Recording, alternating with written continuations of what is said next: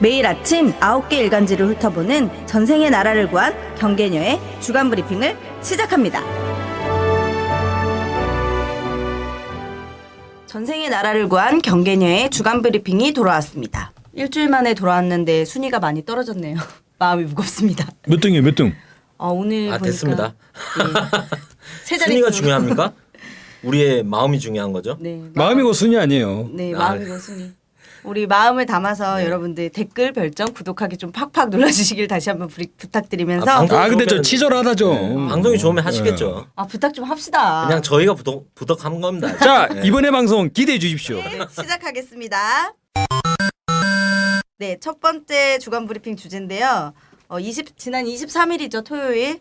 북한이 잠수함 탄도 미사일 SLBM이죠. 북극성 수중 발사 시험에 성공했다고 발표했어요. 그래서 지난해 5월에 이어서 두 번째라고 하는데 이번 수중 발사 시험에는 최근에 개발한 고체 연료 엔진, 우리 지난 시간에 다뤘던 것을 사용했다고 하더라고요. 그래서 이번 발사가 콜드런치 안정성, 대출력 고체 발동기를 이용한 비행의 특성, 계단열 분리의 믿음성, 그리고 탄도 핵 기폭 장치 동작 정확성 등을 검증하는 데 목적을 뒀다고 설명을 했습니다. 입에 안 붙으시죠? 예, 어려워요. 그래서 저는 이게 다른 거는 어쨌든 조금 알겠는데 콜드런치가 뭐죠, 곽 박사님?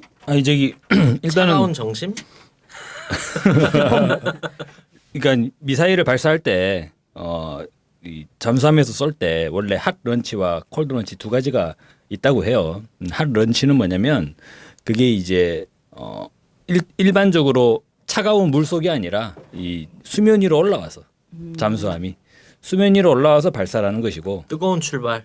네, 콜드 런치는 물 속에서 바로 쏘는 거죠. 그런데 물 속에서 쏘게 되면 물 속에서는 당연히 바닷물이 있잖아요. 그래가지고 화염이 발사가 되기가 힘들겠죠. 바닷물이 있으니까. 그래서 두 단계 방식을 택하는데, 첫 번째는 그러니까 미사일을 하나의 거대한 튜브에다가 싸는 거죠. 포장을 해가지고 포장을 한 튜브를 먼저 물 뒤로 샹 하고 밀어 올리는 거예요. 압축 공기로. 부력으로 뜨는 거죠, 그러면? 아니요, 압축 공기로 쏘아 올리는 거죠. 그것도 부력으로 뜨면 시간이 오래 걸리잖아요. 네. 그래서 이제 그렇게 쏘아 올려요. 부력으로 띄우면은 못 뜨죠. 근데 부력도 무거우니까. 있는 거죠. 그 네. 캡슐에 부력도 있고. 근데 압축 공기로 밀어 올리는 거예요. 압축 공기로 밀어 올리면 그것이 올라와서 네. 수면으로 도달하는 순간 캡슐이 탁 열리면서 점화가 팍 일어나가지고 쫙 날아가는 거죠. 그게 SLBM의 일반적인 발사 방식, 콜드런치 영화에서도 방식. 그런 장면 띄엄띄엄 나오는 그렇습니다. 것 같아요. 그리고 이제 미국 사람들 보면 그런 거 광고 많이 하잖아요. 그 트라이던트, 미국의 SLBM 그래가지고 막 발사하는 거 장면들 많이 보여주는데 그런 실험을 했다라는 거죠. 그럼 지난 시간에 우리 다뤘었잖아요. 이 고체 연료 관련해서. 네. 그 이게 또 대출력 의미 있는 그죠? 거잖아요. 대출력 고체 연료 엔진을 시험을 해서 북한이 성공했다라고 주장을 했다 그러잖아요. 그런데 그걸 바로 그러니까. 적용해 가지고 SLBM을 발사했다라고 했는데, 그러면 사실 대출력 고체 연료 엔진은 그 전부터 개발이 됐을 것 같아요. 근데 이번에 이게 의미가 고체 연료잖아요. 그러니까 잠수함에 탑재하는 탄도미사일은 당연히 고체 연료를 써야겠죠. 왜? 잠수함 안에 액체 연료 기름통 따로 들고 다니면서 그거 좀 안 되잖아요. 그러니까 액체 연료는 미사일에 주입하는 연료를 그 적연질산 이런 것들 구식 레벨도 그렇게 되는 건데, 산화제 같은 것들이 상당히 부식성이 세요. 그래가지고 액체 연료는 연료를 주입한 상태로 오래 둘 수가 없어요. 그러면 연료통 자체가 산화돼 버리기 때문에, 그래서 연료를 주입하고 바로 발사를 하게 되는데, 그런 물질들을 잠수함 안에 싣고 돌아다니는 건 좀 말이 안 되잖아요. 그럼 SLBM은 고체 연료를 써야 된다. 그게 상식이지 않을까. 그래서 이번에 고체 연료를 탑재한 그런 대출력 엔진을 이용해 가지고 SLBM 발사했다고 했는데, 문제는 박근혜 정부의 분석이죠. 우리 국방부의 분석. 실패 이유는 뭐냐? 30km밖에 못 날라. 아니요. 고작 30km를 날아갔다. 그래서 기본적으로 300km는 날아가야지 그것이 전력화됐다라고 판단할 수 있는데, 고작 30km밖에 날아가지 못했기 때문에 실패라고 그렇게. 말은 실패라고 하지만 표정은 긴장한 기색이 역력하던데, 국방부도. 그 왜 그럴까요? 30km 날아갔다는 건 뭘로 알 수 있을까? 그것도 정확하지 않다. 그건 레이더 정보로 아는 거잖아요. 레이더 정보로 쭉 가다가 수분간 비행했다고 했으니까 쭉 가다가 어느 날 꺼져버렸어요. 그러면 보고를 하겠죠. 함장님 더 이상 보이지 않습니다. 이렇게 됐을 거 아니에요. 그러면 30km를 비행했는데 이것이 북한 입장에서 볼 때 그죠? 북한은 어떻게 결과를 발표했죠? 우리가 예측한 수치가 그대로 다 적용됐다라고 얘기했지 않습니까? 연료를 조금 넣나 보죠. 왜? 아니 많이 넣으면 일본으로 날아가 버리잖아요. 그럼 전쟁 연료를 조금 넣은 게 아니라 북에서 발표한 걸 보면 어느 네. 시점에서 핵 그 기폭 장치가 정상 가동을 했던 네. 자폭을 시킨 게 아닌가요? 그러면? 자폭을 시켜도 연료를 조금 넣지 않을까요? 어, 설마 그걸 다 넣고 만약에 그러면 작동이 안 됐어요. 작동이 안 되면 그럼 어떻게 되겠어요? 일본으로 날아가는 거 아니에요? 근데 어차피 대륙간 탄도미사일 실험은 북한이 이제 좀 일정 수준을 이미 검증을 해 보인 거고 이번에는 말씀하신 사출 실험 물 밖에서 캡슐이 열리고 발사가 점화가 되고. 되는 이 지점만 성공한다면 사실 이전에 했던 대륙간 탄도미사일과 연동이 될 가능성이 높은 거잖아요. 근데 이번에 실제로 전체적으로 시험한 내용들을 보면 먼저 북한에서 쭉 이렇게 과정을 설명했잖아요. 발사 명령이 내려지고 나서 잠수함이 잠수를 한대요. 잠수를 하고 예전에 그랬잖아요. 예전에 작년 연말이었죠. 작년 연말에 북한이 잠수함 발사 탄도미사일을 성공했다라고 주장을 하니까 미국의 전문가가 뭐라 그랬냐면 아 그거 잠수함이 아니라 수중 바지선일 거다. 기억납니다. 바지선. 수중 바지선이 잠수하면 그것도 또 이상해져요. 어쨌거나 뭐 잠수함일 거다라고 하니까 북한이 이번에 준비를 한 것 같아요. 거기다가 카메라를 달아놨네. 수중 카메라를. 예. 그래가지고 이제 딱 열리면서 미사일이 발사되는 장면을 북한이 찍어서 공개를 해버린 거잖아요. 최대 심도라는 게 가장 깊은 곳까지 들어가서 쐈다. 발사가 가능한 그죠. 왜냐하면 이제 깊이 내려갈수록 수압이 커지기 때문에 내려가면 내려갈수록 콜드 런칭 하기가 어려워지겠죠. 그럼 북- 잠수함 북한이 탄도미사일과 예. 기존의 탄도미사일과 군사 전략적으로 봤을 때 딱 차이점이라 그런다면 첫 번째 활용 면에서 잠수함 눈에 안 보이잖아요. 그러니까 어디서 발사할지를 모르는 거죠. 그럼 사전에 타격할 수도 없고 사전에 타격이 불가능하고 그리고 두 번째는 그러니까 미국의 입장에서 보면 미사일 방어를 해야 되잖아요. 북한의 미사일을 방어를 해야 되는데 방어하는 입장에서 보면 그 미사일이 어디에서 발사되느냐가 상당히 중요하죠. 근데 북한이라고 하는 나라가 크지 않잖아요. 크지 않은 이 한반도의 절반 정도에 해당하는 영토에 있기 때문에 분명히 거기서 발사가 될 거라고. 아 그거는 맞잖아요. 그러니까 한반도를 떠나가지고 북한 미사일이 날라올 이유는 없지 않습니까? 그러면은 미국이나 이 한미연합군에서 북한에 대한 미사일 방어를 계획을 할 때 어떻게 하겠습니까? 한반도에서 발사되는 탄도미사일 저것을 요격해야 된다. 그러면 언제나 이 스타팅 포인트는 이제 한반도가 되는 거죠. 그렇게 최적화시켜가지고 아마 MD 시스템을 이렇게 발전시켜오지 않았을까. 전체적으로 구축되지 않았을까. 아 그런데 이번에 물속에서 그러면 만약에 잠수함 타고 그죠? 뭐 대한해협 밖으로 나가요. 동해 아니면 사할린 섬으로 가버려요. 아니면은 이제 중국 쪽으로 가가지고 그런 데서 발사를 해버리면 한반도에서 발사하는 게 아니잖아요. 그래서 이야기되는 게 북한이 뭐라 그랬죠? 뒤통수를 때리고. 네, 아 저는 그런 표현 볼 때마다 북한이 이번에 김정은 제1위원장이 직접 그 실험장에 나타났다고 네. 그러면서 난 북한식 표현이 뭐 여러 보는 사람 나라 입장은 다를 수 있지만 정말 어떻게 이렇게 잔인하게 표현할 수 있을까? 미제의 뒤통수에 아무 때나 마음 먹은 대로 멸적의 비수를 예, 꽂을 등 수 뒤에 있겠다. 비수도 아니고 뒤통수 비수는 큰일 났습니다. 말만 들어도 사실 네. 모골이 송연하지 않습니까? 네. 근데 사전 징후 없이 미사일을 마음 먹은 곳 아무 때나 발사할 수 있다는 게 그런 의미가 실제 되겠네요. 그렇죠. 전혀 징후를 잡을 수가 없겠죠. 그러면 징후를 판단하는 방법은 하나밖에 없습니다. 어떤 방식이 있냐면 사실 북한이 아직까지 원자력 핵 잠수함을 보유했다고 볼 수는 그런 정보는 없지 않습니까? 근데 이전에 북한 그 항구에 네. 그 핵 잠수함이라고 볼 만한 길이의 잠수함 형태가 좀 보였다 물 밑에 이런 얘기는 있었다 그러는데 뭐 심포급 잠수함 뭐 이런 표현도 있었다 그러고 통상적으로 지금까지 확인된 건 언급하고 없는 있는 거죠. 부분, 언급하고 네. 있는 부분은 이 핵잠수함이 아니라 이제 디젤 잠수함. 핵잠수함과 디젤 잠수함의 차이는 자망 기간의 차이가 나요. 왜냐하면 핵잠수함은 원자로를 돌려버리니까 사실상 연료를 재공급할 필요가 없이 무제한적으로 원자로를 가동할 수 있어서 산소야 어차피 바닷물을 전기분해해가지고 생성하면 되니까 물 위로 안 올라와요. 식량만 잔뜩 쌓아놓으면. 그러면 물속에서 6개월씩 잠수하고 다닌다고 해요. 근데 디젤 잠수함은 기름 떼워서 가는 거잖아요. 기본적으로 봤을 때. 기름을 떼워서 가다 보니까 기름은 빨리 따라버리고 그러면 이제 기름 떨어지면 더 못 가니까 돌아와야 된다는 거예요. 그게 그러다 기간이 보니까 한 얼마나 되는 거예요? 제가 이 최근에는 그 디젤 잠수함이 이 전력 충전 배터리를 달아가지고 항해의 기간을 늘리는 것을 많이 개발했다고요. 그래서 한 달까지 최대 예, 그렇게 어찌됐든 미국 잠수를 한다고 합니다. 앞에까지 갔다 올 수 있는 기간은 안 되는 건가요? 한 달이면 되죠. 아니죠. 갔다 와야 되잖아요. 와야지. 아 무슨 가민가지도 아니고. 아니 가서 그냥 박을 수는 없는 거 아니에요. 갔다 와야지. 절박할 때는 갔다가 안 올 수도 있죠. 아 그렇습니다.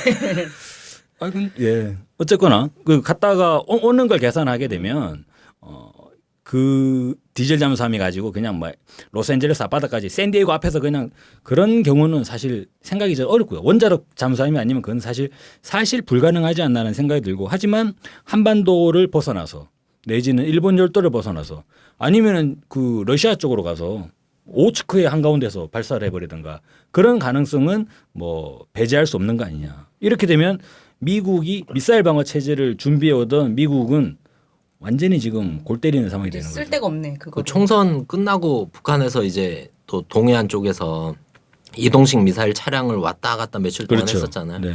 그것만으로도 태평양 지역의 한미 군들이 며칠 동안 긴장이 걸렸었는데 잠수함은 말할 것도 없는 거네요. 네. 근데 그리고, 그러다가 네. 최근에도 뭡니까 그 무수단 미사일 이거는 뭐 미군이 자기 마음대로 이름 붙인 거죠. 실제로 이제 북한 이름은 그 통일학 연구소 여기에 한호석 소장님이 그 실제로 평양을 재미 교포분이시니까 평양을 갔다 오셔가지고 그 화성 몇 호 이렇게 이제 북한식의 이름이 있다라고 말씀하셨지만 일단 뭐 무기 박물관도 갔다 오셨더라고요. 네네. 네. 거기서 보시. 그러면 이제 뭐 무수단 미사일이라고 치면 그 무수단 미사일로 추정되는 미사일을 원산 일대에 배치해가지고 2개를 배치했다가 하나를 발사했는데 실패했다라고 얘기를 했지 않습니까? 그러면 그렇게 판단하는 근거는 뭐가 되냐면 기본적으로 레이더 작용이 되고 위성 사진이 있으면 좋겠는데 제 생각에는 위성 사진이 없을 것 같아요. 왜 그런 줄 아세요? 왜요? 아 위성 사진이 있으면 공개를 했겠지. 실패했다고. 발사대 다 부서져가지고 작살 나가지고 그 북한군도 막 죽고 있고 이런 사진 있으면 그 그대로 찍어가지고 공개하면 되지 않습니까? 그죠. 축구공도 찍을 수 있는데. 예전에 그거 했잖아요. 연평도 포격전 때. 연평도 포격전 때 그때 민주당에서 어떻게 대응했습니까? 아니 대한민국이 K9 자주포를 쏴가지고 북한 인민군 진지가 쑥대밭이 됐다며 하면서 위성사진을 쫙 제시했잖아요. 배추밭에 떨어져가지고 배추 작살나고. 예. 근데 논밭에다 쌌죠. 그죠. 그 위성사진을 제시하면 그대로 입증 끝나는 거거든요. 네. 근데 저는 그런 사진이 없다는 거죠. 어찌됐든 그 SLBM 사출 시험은 성공했고 그리고 이전에 대륙간 탄도미사일 성능을 봤을 때는 SLBM으로서의 역할은 할 수 있다고 보여지고 근데 문제는 이제 이거를 운반할 잠수함이 핵잠이 있느냐 아니면 기존의 디젤로 하느냐 문제인데 북한에서는 어쨌든 발표를 마음먹은 언제나 어느 곳에서나 그렇죠. 할 수 있다고 얘기한 걸 보면 확인이 되지 않았지만 북은 할 수 있다는 걸 간접적으로 표명을 한 거죠. 네, 사실 뭐 디젤 잠수함만 보유하고 있다 그러면 미국 쪽에서는 또 대응할 여지는 생겨요. 어떤 여지냐면 잠수함 기지만 보면 되니까. 그 잠수함이 떠나버리면 어디로 간지는 알 수 없지만 나가고 들어올 때는 주어진 항구 입구로 들어오지 않겠습니까? 그래서 저는 어떤 생각을 하냐면 미국은 원자력 잠수함을 가지고 있잖아요. 많이 있잖아. 네. 미국 원자력 잠수함이 뭐 할까요? 그거 쫓아다녀? 저는 한 6개월씩 교대로 6개월씩 북한 잠수함 기지 앞에 숨어 있지 않을까. 저의 그냥 추측이에요. 그 있으면서 왔다 갔다 하는 거 체크하지 않겠어요? 근데 가끔 북한에서 그냥 동해 바다에다 미사일 가끔 쏘고 그러잖아요. 네네. 그게 단순히 시험 문제도 있지만 저희 일반인들은 알 수 없지만 이런 영화 이런 데 보면 잠수함이 왔다 갔다 하고 미국과 소련에서 서로 미사일 쏘고 일반인들이 모르는 상황에서 뭐 이런 연계성도 있지 않나 이런 생각도 가끔 그리고 이제 들어요. 그런 지대함 미사일 같은 발사하는 경우를 보면 함선을 타격하는 미사일은 이제 관통형 미사일이에요. 그 미사일이 종류가 여러 가지가 있지 않습니까? 이를테면 뭐 에이테킴스 미사일이라고 하잖아요. 우리 주한미군이 가지고 네. 있다고 하는 거. 그거는 이 슈루탄 다양한 슈루탄처럼 안에 여러 가지 자탄이 가지고 있어가지고 이 매우 폭넓게 퍼져 나가면서 그래서 축구장 3개의 넓이를 초토화시킬 수 있다라고 하는데 축구장 3개의 면적은 초토화되긴 하더라도 그 위에 떠 있는 이 군함이 작살나진 않아요. 군함을 완전히 보내려면 어떻게 돼요? 그걸 이제 여러 가지 탄두로 분리되면서 비처럼 떨어지는 형식이 아니라 관통. 완전히 완강한 어떤 이제 드릴 같은 걸로 뚫어버려야 되는 거거든요. 그러면은 사실 그런 지대지 미사일과 지대함 미사일은 미사일의 종류 자체가 달라져 버리게 되죠.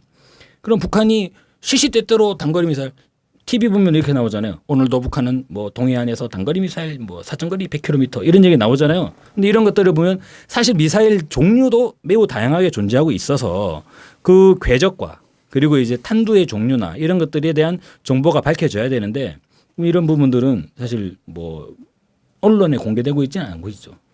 근데 또 이번 시험 직후에 또 안보리에서 또 제재를 얘기했죠. 그리고 뭐 언론 성명. 네. 언론 성명. 언론 성명이 어떤 의미인가요? 그냥 얘기했다는 거 아니에요? 강제력이 아니라 가장 낮은 수준의 입장 발표죠. 아니 이거 그래서 아무것도 안 할 수는 없잖아요. 이번에 회의를 연 것도 아니고 밤에 이제 메일을 회람시켜서 메일에 동의하냐 네. 동의합니다 해서 이제 강제력은 없는 거고. 근데 뭐 제재할 수 있는 게 더 이상 사실상 없는 건데 왜 자꾸 안보리 제재를 90년대 초반부터 지금 20년 30년을 한 겁니다. 제재를. 이거 실제로 보면은 정전협정 휴전 이후에 그러니까 휴전이 아니라 6.25 전쟁 발발 이후에 1950년부터 지금까지 제재를 하고 있는 아니, 거니까. 닭과 닭이 먼저냐 다갈이 먼저냐 그런 논쟁일 수도 있지만 어떨 때 보면 저희 언론만 보면 핵실험을 하고 제재를 하고 미사일을 쏘고 제재를 하고 로켓을 쏘고 제재를 하는 것처럼 보이는데 저는 이게 하도 오래되니까 어떤 생각이 드냐면 제재를 하니까 핵실험을 하고 제재를 하니까 아, 로켓을 네. 쏘고 제재를 하니까 또 잠수함 탄도미사일 꼭 제재가 만들어낸 군사를 뭐 북에서는 그렇게 표현도 하더라고요.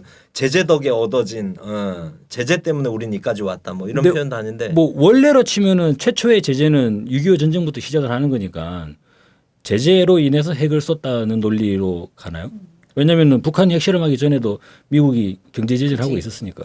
근데 이번에 리수용 외무상이 한미연합훈련 중단하면 핵시험 중단하겠다 이런 이야기도 좀 했잖아요.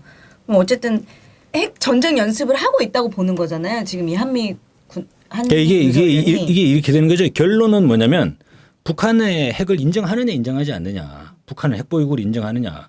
북한이 첫 번째 핵실험을 했던 게 2006년이잖아요. 10년 지났거든요. 그럼 논리가 이렇게 되죠. 미국은 핵을 보유한 지 70년 됐어요. 핵 보유국이야. 북한이 주장하는 건 핵실험을 한 지 이제 10년. 미국은 핵을 실전에서 썼잖아요. 히로시마 나가사키에서. 그것도 뭐 핵실험 한 거니까. 네. 70년 보유한 지 70년 되는 미국은 핵 보유국인데 보유한 지 10년밖에 안 됐으니까 북한은 아직 핵 보유국이 아니다. 네.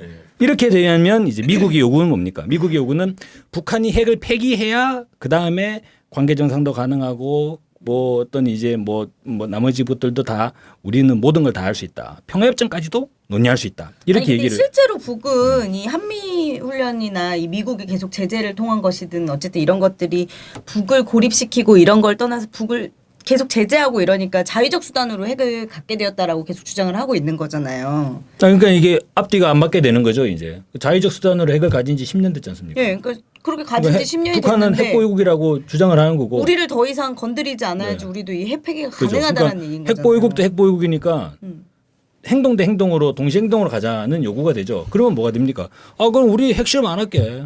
그리고 그쪽은 군사훈련 침략적 군사훈련이죠. 군사훈련 자체를 어떻게 거부합니까? 군대가 훈련하는 거. 인민군도 훈련하는데 뭐 그거 어쩌겠어요. 근데 침략적 군사훈련 하지 마라. 일단 훈련을 안 하고 그럼 그다음에 핵 폐기는 북한 입장은 그거 아니에요? 다이다이로 폐기하자. 다이다이가 근데 이런 말인가? 얼마 전까지만 해도 한미 연합 훈련이 방어적 훈련이다. 막 계속 이렇게 주장하다가 올해 작년 근데 올해부터는 이번에는 이번 훈련 공격 때는 훈련이다 사실 이렇게 얘기하고 커밍아웃이 있잖아요. 된 거죠. 예. 뭐 평양 점령하자. 뭐 지휘부를 참수 참수하겠다 작전 뭐 이런 거. 표현을 했으니까 커밍아웃을 한 거고 이렇게 되면 북한에서 이제 자위적 뭐 자기들의 이런 핵이나 미사일 오히려 자위적 정당성을 수단이다. 갖게 된 거 아닌가. 그런 논리를 그래서는. 주고 있는 거 아닌가. 그래서 이수용 외무상이 했던 부분과 관련해서 뭔가 건설적 대화가 오가야 되는 게 정상이다. 지금 이런 긴장 관계에서는. 근데 우리 정부는 이 뭐 연합훈련하고 핵시험하고 연계시키는 건 터무니없다 이런 주장을 사실 하고 있는 거잖아요. 대화를 지금 가만히 할 보면 의사가 전혀 없고. 박근혜 정부가 북한 핵에다가 콘크리트 타설을 해주는 것 같아요. 어? 북한 핵이 지금 계속 늘어나고 있거든요. 지금 분위기 심각하거든요. 올해 수소폭탄 실험했다고 그랬잖아요. 이거 어쩔 거냐고 이거. 어떻게나 빨리 해결해 봐야 될 거 아니에요. 왜 평화협 정책을 안 하는지 뭐 이해를 못 하겠네. 그러니까요. 그래서 이런 문제를 봤을 때 자꾸 이제 군사적 긴장이 아니라 이게 대화와 뭔가 협상에서 길을 좀 찾아야 되는 네.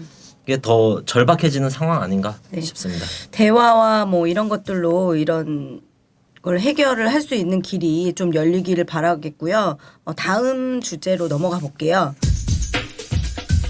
다음 주제는 우리 좌익 교수 아시죠? 유명하죠. 네, 유명하신 분인데 이 김하영 아니에요? 아니에요. 김하영하고 다른 사람이에요. 아 김하영 네, 아니었어요? 네, 네. 좌익 교수는 그럼요. 유모 씨래요. 그래요? 40 몇 살 정도 이분은 된 남자 유모 씨. 같은데요. 그래요? 남자인가? 그건 잘 모르겠네. 그건 네. 모르겠습니다. 네. 밝혀진 적이. 저는 댓글 보면 남자 같았는데 그러니까. 김하영이라고 하니까 그래 저 여자야? 그랬는데 남자. 이 선거 댓글을 달았던 좌익 교수가 국정원법에 대해서 무죄 판결을 받았죠. 특정 후보 비방글 등을 올렸는데 이게 국정원법 위반 혐의에 대해서는 무죄를 선고했죠. 근데 이 이유가 특정 후보자 낙선을 하게 하려고는 의심의 정황은 있지만 댓글이 한 10개밖에 안 된다. 그래서 이게 적극적으로 선거 개입을 했다고 판단하기에는 좀 뚜렷하지 않다. 이러면서 이제 무죄 선고를 했어요. 말이 안 되죠. 예, 그리고 이제 다만 이제 그 인터넷 방송인 망치 부인에게 그 좀 했던 말 이런 것들은 뭐 국민 전체를 위해 봉사해야 되는 국가공무원으로서 변명의 여지가 없는 심각한 범죄라고 판단해서 이 부분에 대해서만 이제 유죄 판단을 했거든요. 근데 저는 이게 사법부의 이런 판단 좀 이해가 안 돼요. 댓글 단 거 보면 그때 당시 이제 손학규, 문재인 이런 분들이 대선 후보군이었죠. 근데 특정 후보를 낙선시키려고 한 게 명백해요. 댓글만 봐도. 근데 이번에 총선 때도 선관위에서 발표한 거 보면 공무원들은 SNS에서 옛날 트위터 리트윗이 문제가 된다는 판결들은 있었잖아요.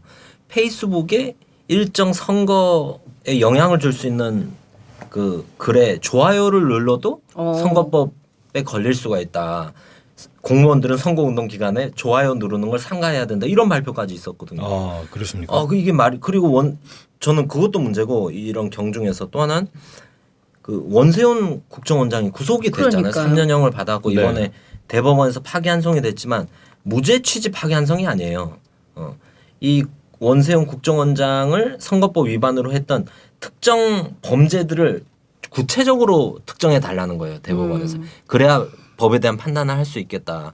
유죄 취지로 3년형을 항소심에서 받았던 국정원장이랑 조직적 범죄가 이루어진 거잖아요. 이거 네. 당연히 지휘하에서. 근데 이런 거에 대한 해명도 전혀 안 돼 있고. 참 문제 근데 있다. 이제 이 좌익 교수가 이제 좀 솔직히 사람이라면 입에 담기 어려운 글들을 많이 올렸어요. 근데 이제 검찰이 기소할 때 이런 민감한 내용의 댓글들은 기소를 안 해서 봐주기 논란이 지금 일고 있죠. 지금 검찰에서 그 당시에 확인한 것만 3,000건이 넘어요. 그리고 그중에서 선거 개입이 뚜렷한다고 판단한 것만 해도 300건이 넘는단 말이에요. 근데 딱 10건만 기소를 했어요. 그래서 법원도 댓글 수가 10건에 불과하다라며 무죄를 선고한 거거든요. 이게 면죄부를 준 거죠. 검찰이 기소할 때. 근데 검찰이 보통 기소하면 없는 거를 끼워 넣어도 있는 거 빼고 기소하진 않잖아요. 작년에 희대의 사건이 있지 않습니까? 저희 아내 없는 거 막 끼워놔서. 뭐 있긴 있었죠. 대동강 맥주가 맛있다고 했죠. 대동강 물이 맑다고 했고. 근데 이런 걸로 이제 국가보안법으로 7개월을 살았는데. 그러니까. 이 검찰이 이럴 검찰이 아니죠. 그리고 그 1년 11년 1월부터 12년 12월까지가 2년 동안 좌익 교수 혼자서 국정원 직원은 좌익 교수 한 명이 아닙니다. 작게는 만에서 많게는 10만까지도 얘기가 나오고 있는데 좌익 교수 혼자서 2년 동안 그 인터넷 커뮤니티 디신사이드에 게시한 글이 3,000건이 넘는다고 합니다. 그러니까요. 근데 이 중에서도 수위가 낮은 걸로만 기소했다고 판단을 한 거죠. 근데 10건만 아니 기소했다는 2년 동안 3,000건이요? 네. 3,500건. 그것만 하는 거야. 댓글만 다는 거야. 하루에 5개? 하루에 5개, 하루에 50개네. 네. 그러니까 그것만 달고 있는 거야. 국정원 어렵게 시험 보고 들어가서 7국공무원 돼가지고 댓글만 달고 있는 거예요. 이제 5개를 막 쓰는 게 아니죠. 무슨 누구를 타겟으로 해서 어떤 내용을 써야 사람들이 혹하겠는가. 그러니까 이런 발언들이 있어요. 뭐 연구도 해야겠죠. 매일 아침마다 토론해서 누구는 뭘 쓰자. 누구는 누구를 공격하자. 그 트위터 이제 제가 몇 개 소개를 좀 해드릴게요. 좌익 교수가 댓글 단 거. 선거 개입 발언은 이제 트위터에서 RT 형식으로 이제 좀 했던 건데 리트윗으로 했던 건데 문재인 가해자 측의 반성이 있어야 박정희 묘소에 간다? 이거 완전 미친 사람이군요. 그럼 노무현 관 들고 다니며 장사하는 문재인과 친노들 단 한 번도 반성한 적 없으니 국민들 절대 노무현 묘소에 가면 안 되겠죠? 이런 글을 달았어요. 그리고 또 문재인이 노무현 정신 계승한다고 하는데 노무현은 문재인 보고 정치하지 말라고 했죠. 그리고 군대 가면 썩는다. 대한민국은 태어나지 말아야 할 나라라고 했죠. 뭐 해수부 시절엔 독도까지 팔았죠. 대통령 못 해먹겠다. 점점점. 뭐 이런 류의 댓글들이 어떻게 선거에 영향을 안 미치겠어요. 그리고 뭐 박근혜 대통령 이제 지켜주는 이런 것들도 되게 많았고요. 그리고 이제 뭐 홍어, 전라대염, 빨갱이, 뭐 좌빨 이런 거는 정말 수도 없이 많이 달았어요. 근데 여기에 제가 좀 댓글 보다가 좀 웃긴 게 하나 있어서 소개해드릴게요. 민주노총, 정교조, 민노당 소속 애들은 집에 가서 댓글 10개씩 달고 잔다. 그렇게 생활하는 상근자들만 3,000명이 된다. 낮에 사무실에서 댓글질하라고 독려한다. 이렇게 활동하는 애들만 1,000명. 댓글 하나당 500원씩 받고. 이런 글이 있더라고요. 그러니까 이런 류의 글들을 막 올리고 제가 또 한 가지 제일 충격적이었었던 건 노무현 대통령 추모식에 이제 김대중 전 대통령이 이제 오셨죠. 그 밑에 댓글에다가 거동이 더 불편해지기 전에 보내드려야 되는데 이런 아주 저질스러운 댓글들을 막 달고 있었던 거예요. 인간 말종이다. 인간 말 이거는 그냥 뭐 댓글 이런 거를 떠나서 완전 인간 말종이나 할 수 있는 거죠. 국정원 직원 맞죠? 국정원 직원이 올린 거고 자익교수가 이거 다 칠북 자익교수가 공무원. 올린 거예요. 네. 칠북 공무원님이 아 근데 원래 인간 말종이니까 국정원 시험 보지 않나? 먹고 살려고 봤을 수도 있지. 아 근데 저희 연구소 저희 예전에 대학 다닐 때 저희 실험실 선배님 중에 국정원 간 사람이 있어요. 그분 댓글 달고 있을지도 몰라요. 아니 그분은 우리 실험실이 이제 저는 석사 때 화학과에 나왔거든요. 폭약 같은 것도 만들 수 있고 독극물 넣어도 되는 그런 실험실이었어요. 아 근데 선배님들이 이제 주소록 가지고 무슨 뭐 행사장 연락을 드리는데 이 사람은 아무 연락처가 없는 거야. 그래서 제가 이제 실험실 선배님한테 아니 이 선배님 왜 연락처가 없냐고. 연락하지 마. 그 사람 국정원 갔어.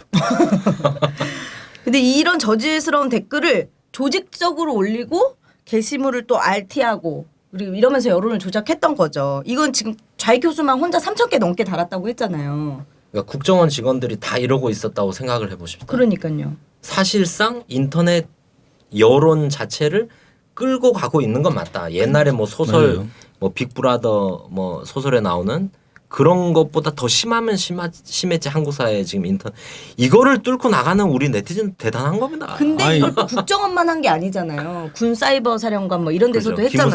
기무사령부. 기무사령부 이런 데서. 지금도 제가 페이스북에다가 저희 연구소 글들을 게시하는데 계속 댓글이 달려요.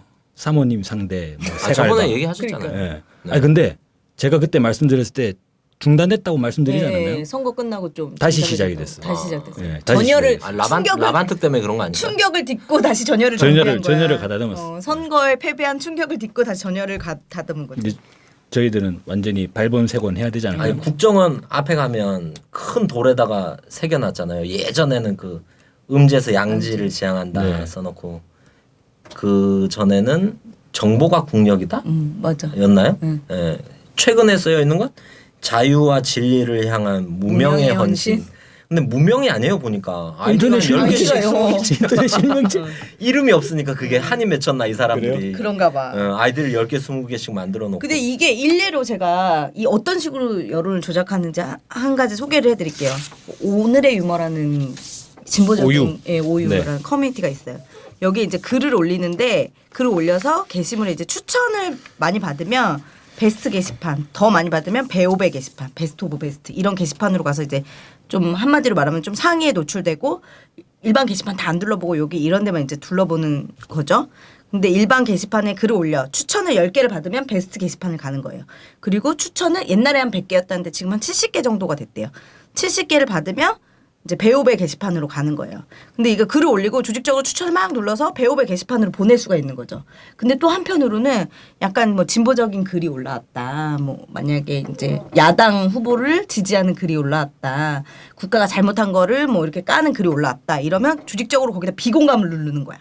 그럼 비공감을 누르면 이 70개에 도달하기 전에 비공감을 일정 수준 이상 받으면 절대로 배우배로 갈 수가 없는 거야. 아, 이건 네티즌들 총 걸기를 해야 됩니다. 네. 이거 저희가 글 하나 써서 이게 게시판에 좋아요를 받기 위해서 얼마나 노력을 합니까? 거기에 그러니까요. 정성과 노력과 사진도 막 찾고. 그러니까요. 근데 얘네들은 그냥 지네 원하는 걸 써놓고 옆방에 야 좋아요 눌러줘. 뭐 자기네 뭐 있겠지 텔레그램 같은 네. 거 메신저로 좋아요 70개 이글 무서웠을 거 좋아요 아니에요. 이렇게 눌러줘. 그럼 이제 배우배 가는 거예요. 그런 식으로 이제 여론을 조작할 수 있다는 거예요. 이게 뭐 근데 이런 원리가 포털의 상위에 그렇죠. 랭킹되는데도 뭐냐면 댓글을 유리한 달아놓고 거죠. 거기다가 이제 아고라에서도 공감 뭐 유리한 이런 거 거고. 누르면 이제 그 댓글은 또 공감 순으로 보여지잖아요. 저희 이게 실감 나는 게 저희가 안에 그 통일 토크쇼 예. 딱 터졌을 때 이제는 좀 파악이 돼요. 그때 관련 기사가 딱 뜨면 한 1시간 이내에 순식간에 한 100에서 150개의 댓글이 쫙 달려요. 악의적 네. 댓글이. 네. 그걸 넘어가진 않아요, 숫자가. 아, 그러니까 대충 파악이 됩니다, 제가. 네. 다음 포털 담당자는 한 150명인 것 같아요. 네. 200명인데 50명은 좀 지침을 잘 안 따르고 쉬고 있든지 150을 넘지는 않더라고요. 아니 한 명이 10개씩 달 수도 있잖아요. 그럼 15명? 아니 이거 글을 딱 아 시간 관계 이럴 수 있는 거지. 글을 올리고 그 글을 그러니까 기사가 딱 올라오면 야 그 글에 다 댓글 달아 이래가지고 댓글 달고 자기네끼리 좋아요 눌러주고 막 이러는 국정원도 이 갈래가 몇 팀이 있었고 충분히 기무사도 가능한 있었고 거야. 이번에 윤정훈 그 시발단 네. 새누리당 한나라당 네. 선거대책 그 시발단도 있었고 또 어떤 팀들이 있어 이런 팀들이 수만 갈래씩 있어서 조직적으로 그러니까 이런 것들이 다 드러났음에도 불구하고 원세훈만 지금 피박을 쓰고 감옥에 갔다 오고 이런 면죄부를 받은 거죠. 국정원법 위반에 대해서. 원세훈은 그냥 국정원장으로서 대표로 그냥 갔다고 생각하는 거 아니에요? 피박이 아니죠. 빙산의 일각도 안 걸렸는데 그 정도. 아니 지금 그러니까 이 받는 사람들은 다 거라면. 이렇게 면죄부를 다 받은 거잖아요. 근데 이 사람이 면죄부를 받은 이유는 검찰이 기소를 정말 약한 거 10개만 했다는 거 아니야. 3,000개가 넘게 확인된 것만 3,000개가 넘는데 그중에 10개만 골라서 기소했으니까 이 판결문에 그렇게 나온다니까요. 댓글의 개수가 10개 정도밖에 안 되고 그래서 이제 선거 개입한 게 미약하다. 그러니까 이게 얼마나 황당한 일이에요. 이제 항소 기간이 얼마 안 근데 남았는데 그 판사 논리도 말이 안 되는 게 자희 교수가 선거 관련한 댓글은 10개밖에 안 되니까 별가를 못 줬다고 하는데 망치 부인에 대한 거는 10개도 안 달았잖아요, 댓글을. 이제 그거는 뭐 근데 왜- 국정원법 위반하고는 좀 다른 거죠. 그건 왜지 특정 개인이라서 그렇다는 거예요? 그러면서 그것도 특정 개인의 문제로 해버린 거죠. 국정원 조직적으로 한 게 아니라. 그 판결은 아무리 봐도 개인의 일탈, 개인의 판사가 커밍아웃한 거예요. 나 무서워요라고. 7급 공무원 여러분 당장 아이디들을 삭제하시고 아이디를 빨리 만들어서 저희 게시판에 댓글도 좀 달아주세요. 아 좋네요. 국정원이 하루만 집중해도 아 진짜? 저희 팟빵 랭킹 1위로 오르는 건 1도 아닐 텐데. 아 저요? 종북 방송으로 완전히 그냥. 네, 좀 그럼 이제 그렇게 되는 거죠. 자연스럽게 다음 주제로 넘어갈게요. 이렇게 온라인에는 이렇게 여론을 조작하는 댓글 부대가 있었다라고 하면 오프라인에 여론을 조작하는 요즘 핫하게 뜨고 있죠. 어버이 연합이 있었습니다. 이것도 네. 또 국정원 이 컨트롤 타워라고 합니다. 컨트롤 타워 국정원에 의해서 이 어버이 연합 등이 청와대 지시를 받은 거죠. 그래서 정경련 등의 자금 지원을 받아서 뭐 별별 집회 다 해요. 세월호 반대 집회 등을 해가지고 뭐 탈북자들을 동원해가지고 집회를 열은 거죠. 사실 이게 밝혀지게 된 경위를 보면 이 추선희 사무총장과 가까운 2명의 여성 탈북자가 있었다고 해요. 그 2명의 여성 탈북자 중에 한 사람이 좀 부풀리기를 했다 이거죠. 탈북자 수를 부풀려가지고 돈을 많이 받아갔다 이거야. 실제로 50명을 동원하고 100명의 명단 올려서 100명의 돈을 받아갔다 이거야. 그러면서 사이가 틀어지니까 이분이 나는 그러지 않았다면서 장부를 우회적으로 공개를 해버린 거죠. 그러면서 세상에 드러나기 시작을 한 거예요. 그런데 이제 배후에 청와대가 있다는 걸 추선희 사무총장 입으로 직접 말을 했죠. 이름까지 예. 밝혀졌죠. 청와대 행정부 허현준이라는 사람이라고 하는데 행정관이라고 예전에 네. 운동했던 사람인가 봐요. 행정관. 운동했던 사람이라고 그러고 이명박 집권하기 전에 이제 뉴라이트라고 한번 바람이 크게 네. 불었죠. 보수가 그대로 크게 불긴 뭐 크게 불어 차자 속에 태풍이었지 그냥. 근데 어찌됐든 영향을 미쳤습니다. 영향은, 그게 보수가 예. 그대로 집권하기 힘드니까 이미지 쇄신을 한다는 모습을 보이려고 한 거죠. 그래서 신보수주의 뭐 이렇게 뉴라이트 바람이 불었고 거기에 이제 한 축이었던 시대정신이라는 뭐 잡지를 만드는데요. 뭐 내용을 생산하는 데죠. 뉴라이트 내용. 뉴라이트 내용이라는 게 그런 거잖아요. 뭐 일제 식민지 그 지배를 뭐 정당화시키는 거 그리고 당시에 FTA 뭐 해서 신자유주의 이거를 적극 옹호하고 그 역사적으로 뭐 이승만을 다시 국보로 세우고. 복권을 하자 이런 사람들 이런 내용을 사람들한테 이제 전달하는 생산하는 이런 데서 사무국장을 맡았다고 하고 네 그렇습니다. 좀 자기들 말로 하면 이 사람 사상에 전향을 한 거잖아요. 한 거죠. 자기들 네. 말로. 그리고 이제 사상에 전향을 하고 출세 가도를 달리는 거죠. 원래 운동했었을 때부터 출세 지향적이었다고 봐야 되지 않나. 이런 사람들 보면 그때도 뭔가 인기 영합, 뭐 출세 지향. 근데 청와대 지시에 의해서 했다는 게 했다고 하는데 지금 또 이제 청와대에서는 계속 아무 말도 안 하고 묵묵부답으로 있다가 어제선가 개인의 일탈 또 개인의 일탈로 잘랐죠. 그런데 박근혜 정부가 하는 일에 두 손 들고 찬성을 안 하면 전부 종북 빨갱이에요. 뭐 김무성 옥새파동 때도 가서 김무성 옥새파동 마약 사위 뭐 어쩌고 저쩌고 이러면서 했죠. 그리고 윤상현을 지켜야 된다면서 또 새누리당 앞에 몰려가서 했죠. 유승민 왜 빨리 탈당 안 하냐면 또 새누리당 앞에 몰려가서 했죠. 그러니까 박근혜 정권에 반대하면 전부 다 종북 빨갱이라고 밀어붙이면서 관제 대모를 사실상 했던 거예요. 근데 이 어버이연합에 지원된 돈이 정경련, 경우에 이런 데서 지원이 됐다는 게 문제죠. 특히 정경련 직원하고는 직접 연락을 주고받고 이랬죠. 그리고 액수도 애초에는 1억 2천 뭐 이 정도라고 했고 그 이후엔 받은 적이 없다 뭐 이랬는데 실제로 계좌를 보면 확인된 송금액만 5억이 넘는다고요. 예. 그 베델 선교원이라는 아니 저는 단체 청와대 이름이 행정관은 별로 뭐씩 넘어갔는데 5억이라고 하니까 눈이 그건 보죠. 출세예요? 아니 5조도 아니고 5억이 뭐예요? 5억이. 네, 그래서 이제 하여튼 어쨌든 이 돈이 입금되면 그 다음날 데모를 하거나 네. 그날 데모를 했으면 돈이 입금되거나 이랬던 거예요. 근데 요거를 베델 선교원이라는 계좌로 받았는데 이게 이제 설립되어 있는 법인이었죠. 근데 이게 2005년도에 설립이 취소가 된 유령단체라는 거예요. 유령단체 이 계좌를 추선희 사무총장이 직접 관리한 거죠. 차명계좌. 차명계좌를 관리하면서 금융실명제도 위반한 거죠. 명백하게 법 위반인 거예요. 지금 이런 것들이. 어느 만평을 보니까 노동자들이 일해서 재벌을 배불리고 재벌은 정경련에 돈을 내고 그럼 정경련은 이제 보수단체에 돈을 내요. 그럼 보수단체는 노동자들을 빨갱이라고. 이게 어떻게 되는 거예요? 정경련과 경우회가 어버이연합 등에 후원을 하고 청와대는 그 집회를 주문했다고 하지 않습니까? 분명히 이거는 검은 커넥션이 있는 것으로. 청와대 뭐 허영준 행정관 얘기도 나오는데 더 파봐야 되는 게 이제 국정원이 또 연계가 있습니다. 국정원이 보수 단체들 피켓에 9억까지 관리했다는. 신문 광고 갑자기 문구도 주고.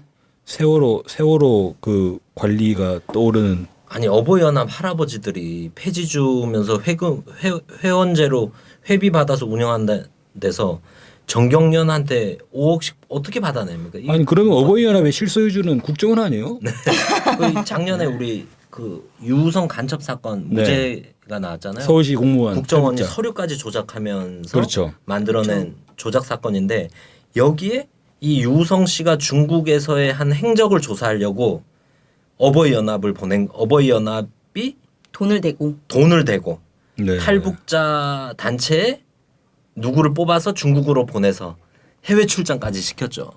이걸 누가 시켰겠는가? 어버이연합이 재판을 딱 보다가 유성이 간첩인 걸 밝히기 위해서 내가 돈을 탈북자를 고용해가지고 중국으로 사람 보내야지. 이렇게 할 리가 없잖아요. 이 조작을 했던 국정원이 배후에 있을 수밖에 없다. 이 커넥션에. 나왔네. 그러니까. 국정원 어버이연합의 실소유주. 얼마 전에 제가 한 작년 어느 날 한창 국정교과서 문제로 이제 국정교과서 문제가 딱 처음 터졌을 때예요. 근데 제가 어느 날 광화문을 이렇게 지나가는데 뭐 이 어버이연합 등등을 해서 이제 보수단체들이 기자회견을 하고 있었어요. 근데 한 여성분이 이제 사진을 찍은 거예요. 근데 이제 그분이 이제 원래 사진 작가라고 해요. 근데 카메라에 노란 리본이 달려 있었던 거예요. 그랬더니 막 와가지고 카메라를 뺏고 사진 지우라고 막 난리를 치면서 여자 한 분을 그 자유청년연합 이따만 등치 이따만한 사람 한겨레 청년단 등치 이따만한 아저씨들이 가가지고 막 카메라를 뺏고 막 난리가 난 거예요. 그래서 제가 또 참지 못하고 가서 왜 여성분 혼자 있는데 이러냐 하면서 말리면서 이제 약간의 몸싸움이 충돌이 있었죠. 설마 그냥 왜 여성분 이러는데 말리냐라고 하진 않았겠죠. 저도 좀 욕을 하면서 약간의 몸싸움을 하고 있는데 누가 갑자기 저를 발로 찬 거예요. 얼굴을 추선이죠. 봤어요. 아니요. 추선이가 아니라 여기 또 이 한 축을 담당하고 있는 탈북 여성회 탈북 어버이연합의 대표라고 하는 김미아 씨라는 분이에요. 뉴스 많이 나오던데요. 네, 요즘 뉴스 많이 나오죠. 제가 고발했습니다.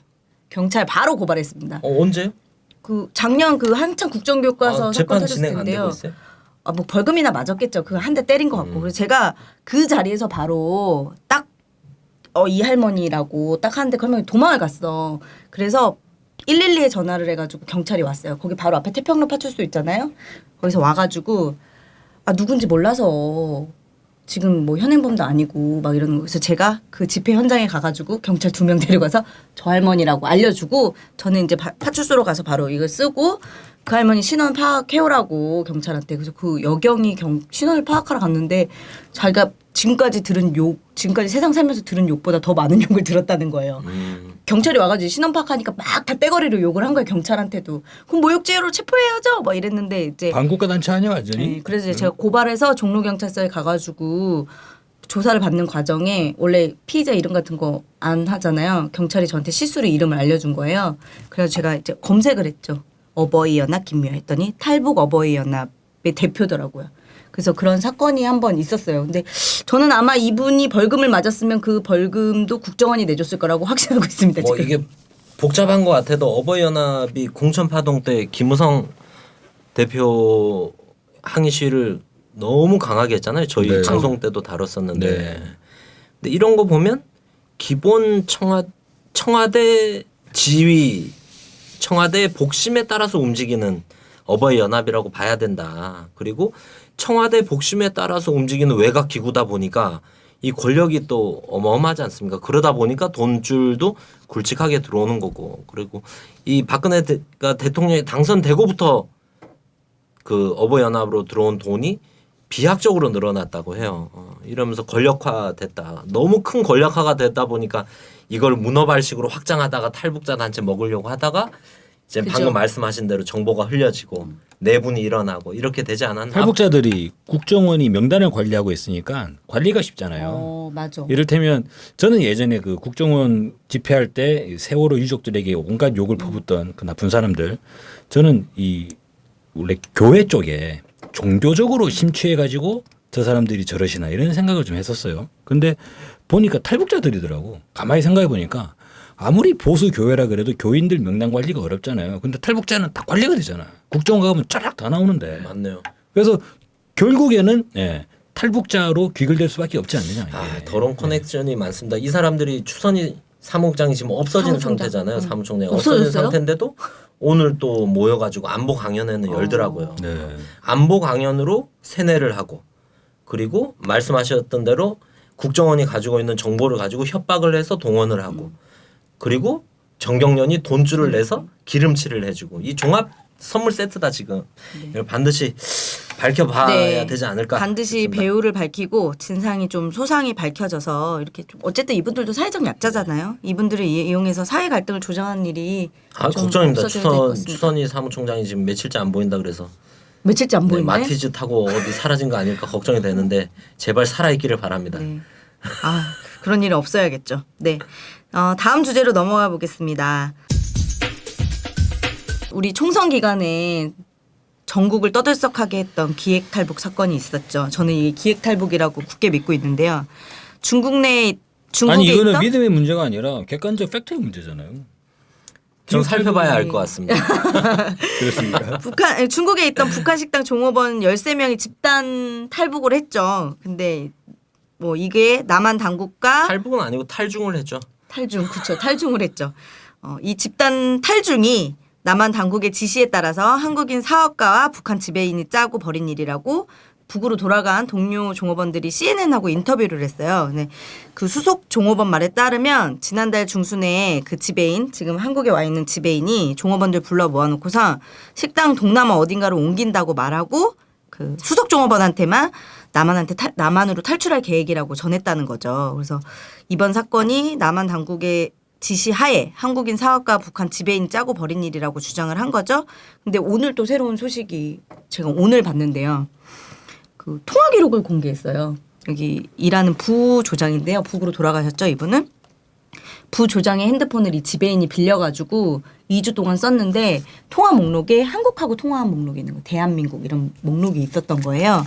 그래서 이제 뭐 이렇게 좀 짜고 버린 일이라는 거죠. 이분들 이제 북에 돌아가서 인터뷰도 하고 그랬는데 우리는 사실 이 집단 탈북하셨다는 분들을 본 적이 없잖아요. 지금 뭐 13명이 왔는지 12명이 왔는지 이런 걸 전혀 모르는데 지금 이분들 어디 있는 거죠, 그러면? 그 합동신문센터 국정원 예, 있지 아니면- 않습니까? 네. 그러니까 하나원에 바로 입수하는 것도 아니에요. 탈북자들 들어오게 되면 국가정보원은 그런 논리를 하지 않습니까? 북한이 간첩을 탈북자로 유장해가지고 우리 대한민국의 자유대안에 잠입시킬 수가 있으니까 그들을 잡아야 된다. 그런 논리로 합동신문센터에서 탈북자 조사를 하죠. 그래가지고 이 사람이 실제로 이 북한에서 목적 가지고 들어오는 사람이냐 아니면 그냥 뭐 들어오는 사람이냐 이것을 구분 관리해낸다는 거예요. 그러다가 그 이후에는 하나원으로 넘겨가지고 이 자유대안의 이 품에서 살 수 있는 대한민국 국민으로 개조를 해가지고 이제 배출한다 이런 논리를 가지고 있는데 근데 그 이전에 공개되는 경우는 없죠. 보통 예, 그게 통상적으로 6개월로 돼 있는데 마지막에 하나원에서 입소 과정이 끝나면 국정원이 심사를 해요. 국정원이 심사를 이 사람은 대한민국에서 생활할 수 있다. 그러면 보내주고 안 되잖아요. 그럼 만약에 거기서도 막 아니 뭐 남조선이 뭡니까? 뭐 이러고 있으면 당신 연장 추가 뜨고 그러면 이제 더 있게 되는 그런 상황이라고 저는 이야기 들었거든요. 근데 들어가자마자 대한민국에 들어오자마자 바로 그 다음 날에 빠바방 언론에서 발표가 되고 13명 그래서 사진이 나왔잖아요. 사진 그 봉고차에서 내려가지고 걸어가는 사진이 사진이 나왔어요. 사진 하나 나왔잖아요. 네, 봤어. 얼굴 다 가려져 있고. 네, 얼굴은 네, 물론 네. 가렸겠지.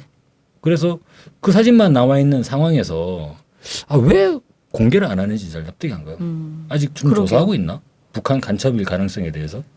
설마 어쨌든 그걸 조사하겠습니까? 뭐 확인을 해봐야 되겠지만 네. 북한에서 주장하는 거는 지배인과 국정원 네. 요인이 같이 작전을 짠 거라고 하고 지배인이 지금 북으로 돌아간 종업원 중 한 명한테 탈북을 하자 얘기를 했고 실제 지배인 권한이 크잖아요. 책임자고 또 해외에 나와 있고 또 여권도 다 예, 보낸다고 또 남성이고 또 이러니까 또 지배인한테 해코지나 실제 강제로 그런 걸 당할 수가 있으니까 이 종업원은 도망을 간 거죠. 지배인한테 끌려갈까 봐. 그 사이에 나머지 네. 그랬다고 여직원들에게 하더라고요. 그 식당 아니, 그러니까 이 식당이 식당을 옮길 원래 거다. 그 닝보에 있기 전에도 원래 다른 데서 닝보로 한번 옮겨왔대요. 그러니까 또 또 동남아 옮긴다. 어디로 간다 이러니까 또 옮기나 보다 이렇게 생각을 짐을 했던 싸고 거죠. 따라간 거죠. 짐을 쌌는데 식당 뒷문에다가 이제 봉고차 받쳐놓고 거기에 이제 싣고 갔다 이런 건데, 그러니까 어쨌든 좀 아까 얘기하신 대로 닝보에 있는 북한 식당 지배원이 국정원 뭐 블랙 요원이겠죠? 이 사람하고 접촉해서 종업원들의 남한행을 추진한 거는 분명한 것 같아요. 그리고 이 지배인이 빚을 많이 졌대요. 그리고 공금 횡령의 정황도 있고 이래서 이 좀 어쨌든 이래서 탈북을 한 거는 팩트로 보여요. 근데 이제 북한 식당 종업원들의 상당수 13명이니까 12명의 상당수가 지배인한테 속아서 자기 의사 반하게 남한으로 왔다 이런 이게 이제 것들이 북한의 주장이죠. 북한의 주장이기도 하고 대북 전문가들도 이런 아니 근데 분석들을 많이 하고 있어요. 언론에 나온 부분을 보니까 뭐 우리 정부 쪽에서도 그 지배인 탈북자 남자 그 사람이 나와서 기자회견하는 것도 검토를 해봤는데 13명이 탈북했다는데 혼자 나와서 기자회견하면 오히려 논란을 부추길 수 있다. 뭐 이런 우려도 있어가지고. 그리고 뭐 극심한 안 했다. 반대가 있었다는 얘기도 있어요. 네. 예, 언론에는 그런 얘기도 있는데 지금 어쨌든 국정원 요원이 했다고 보여지는 거잖아요. 근데 이런 국정원의 그 블랙 요원 이런 사람들이 원래 이런 거 하는 건가요? 원래 뭐 하는 사람이죠? 이런 블랙 요원, 해외 블랙 요원 이런 사람들? 해외는 백색 요원 하면 이제 그 나라에도 우리 정보 요원이다 이렇게 밝히고 뭐 공관이나 네. 이런데 이제 공사에 근무를 하면서 정보 업무를 한다고요. 회색 요원이 있다 그러더라고요. 회색 요원은 다른 뭐 기업가나 다른 신분으로 위장하고 정보 업무를 하는. 근데 블랙 요원은 그보다 한 수 위.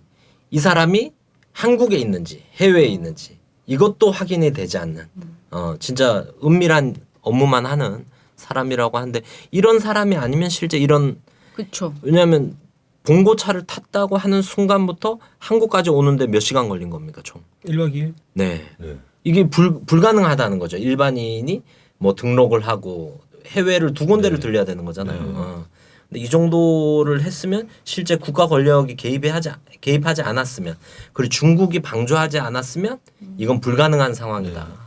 근데 이제 어쨌든 이렇게 기획 탈북이나 조작하고 다니는 게 정보 요원으로서 좀 부끄러운 거 아닌가 저는 좀 싶은데. 중국과 한국이 다 개입된 진짜 초대형 블록버스터네요.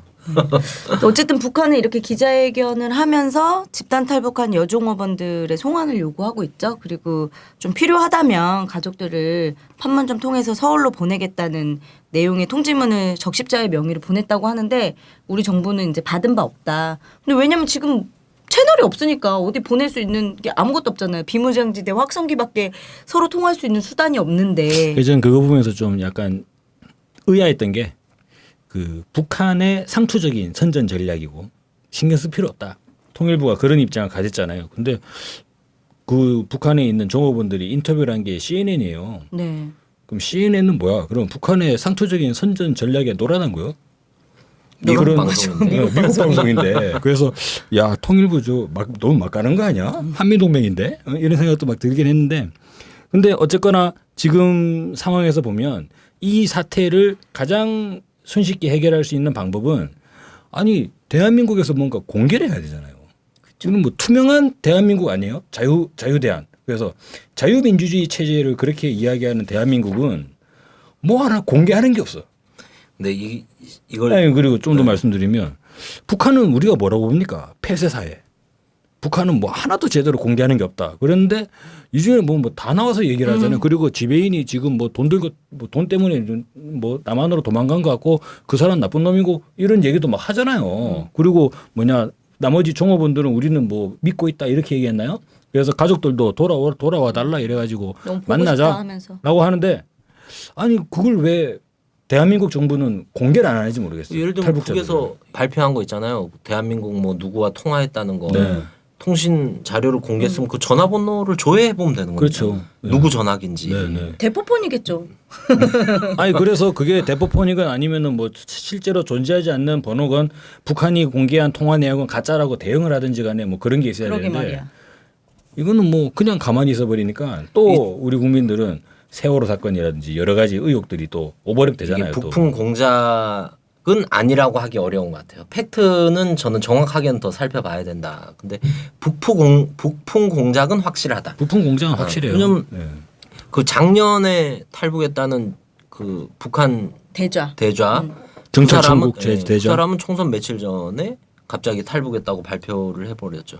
이번에 사람들도 보통은 합동신문센터를 갔다 온 다음에 기자회 공개를 한단 말이에요. 왜냐하면 네. 북에 남아있는 가족이나 그리고 특히나 이번 같은 경우는 같이 탈북을 못하고 낙오된 사람이 있다고 발표를 했잖아요. 정부에서. 네. 그럼 그 사람들 신변 보장 문제 이 전반을 고려했을 때 그리고 기존 관례를 봤을 때 신문을 하고 발표를 해야 되는데 총선 전에 무리하게 발표를 했다는 게 정황이 아니라 이제 청와대가 예, 지시했죠. 사실이죠. 청와대가 지시설까지 지시했다고 나왔죠. 나왔잖아. 근데 또 통일부는 또 아닙니다. 갑자기 그러고 어찌됐든 그 댓글도 웃기더라고요. 그 청와대 지시가 아닙니다 하니까 맞구나 댓글이 바로 이렇게 달리던데 이런 걸 봐도 북풍용 기획 탈북이다. 기자회견만 봤을 때 공개를 했을 때 이런 생각이 들고 그리고 저는 정부 입장에서 정부가 그런 얘기를 많이 하잖아요. 이건 대북 제재 때문에 식당이 효과다. 어려워서 대북 제재 효과가 이렇게 보여진 거다. 그 효과를 극대화시키는 최고의 방식은 뭡니까? 기자회견이에요. 기자회견해서 여직원들이 울고 불면서 네, 다 나와 정말 장사가 안 힘들었다. 돼서 진짜. 탈북하지 않을 수 되는데. 없었습니다. 죽는 줄 그것도 알았다, 13명 진짜. 여성이 나와가지고 이거 이상이 어디 있습니까? 대북 제재 너무 무섭다. 근데 이걸 왜 안 유엔 하겠습니까 제재. 지금? 아직 이게 세뇌가 안 됐어. 여기에서 이미 좀 세뇌시켜야 돼 6개월 동안. 이게 저는 지금 아이러니다. 여러 가지 의혹이 지금 제기가 되고 있는데 또 북한에서는 이걸 더 실제 북한이 돌려주지 않으면 더 남북 관계가 더 강경으로 갈 수도 있는 상황이잖아요. 정부가 빨리 이걸 기자회견 뭐 그 장경욱 변호사님 네. 이런 탈북자 조작 간첩 조작 많이 신경 쓰는 변호사님은 페이스북에 그렇게 쓰셨더라고요. 뭐 빨리 기자회견이나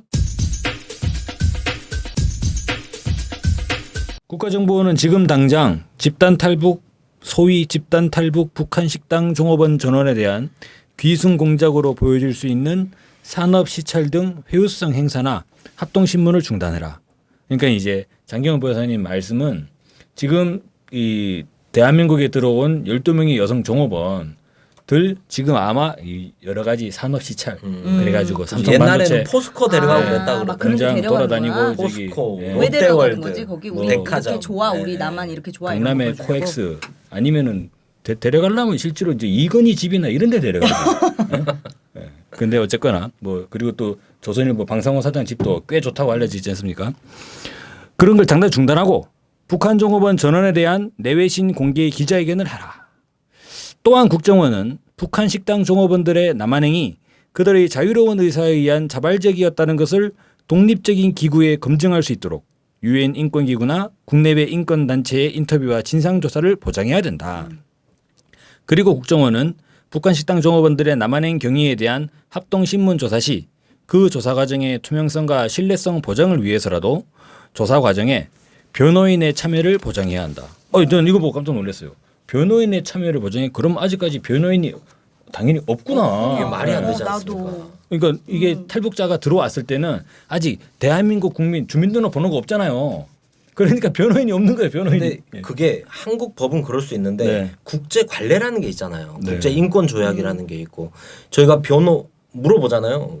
그 경찰 검찰 수사를 받은 변호인 조력을 받을 권한이 있으면 네, 이 네. 권한을 주지 않는 거예요. 그러니까. 그렇죠. 법정에서는 이 권한을 주지 않으면 모든 신문 조사나 했던 게 다 무용? 증거 효력이 없거든요. 근데 이런 적용 자체 최소한 인권 문제 북한의 인권 문제를 비판하기 전에 지금 이 문제에서 기본적인 인권적 하나도 보장 조치들을 안 하고 취해야 있어. 된다.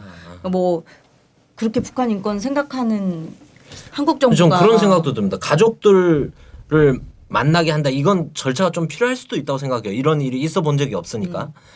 근데 최소한 그러면 가족들 이런 건 어떨까요? 가족들이 변호사를 선임해서 변호사가 만나게 하거나 아니면 본인에게 변호사 선임권을 주거나 아니면 여러 인권 단체 많지 않습니까? 뭐 인권 얘기한 이런 단체들이 이런 문제 적극 나서야 된다. 지금 대한민국 사회에서 가장 극한의 상황에 몰려 있는 거잖아요. 그러니까요. 이분들이 확인이 되지 않는 상황이고 뭐 탈북을 했다 해도 두려울 텐데 여러 의혹이 있는 상황에서 근데 이 탈북자들이 보면은 그 합동신문센터에서 조사받는 과정에 고문을 당하거나 폭행을 당하거나 강압적인 수사를 받아왔다는 것들이 이미 세상에 많이 드러났잖아요. 뭐 유우성 씨 간첩 조작 사건 때 유가려 씨도 그랬고 뭐 많이 김연희 씨도 그랬고 이런 것들이 많이 드러났는데도 불구하고 지금 변호인 없이 이렇게 계속 조사를 받고 이걸 6개월이나 조사를 받아야 된다는 거잖아요. 일단은 뭐 국가정보원에 뭐 지금까지 활동해왔던 그런 냄새를 보면 12명은 전부 다 격리 수용됐겠죠. 개별적으로 따로따로 당연히 모이면은 서로 의지가 되니까.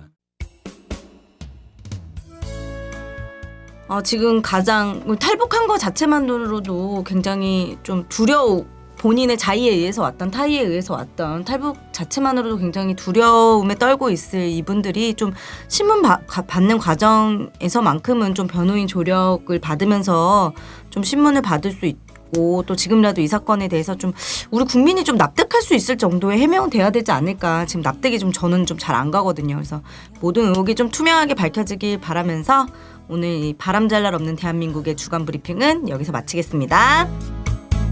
나도 말할 거야. 이 아파도 그 자리에 있어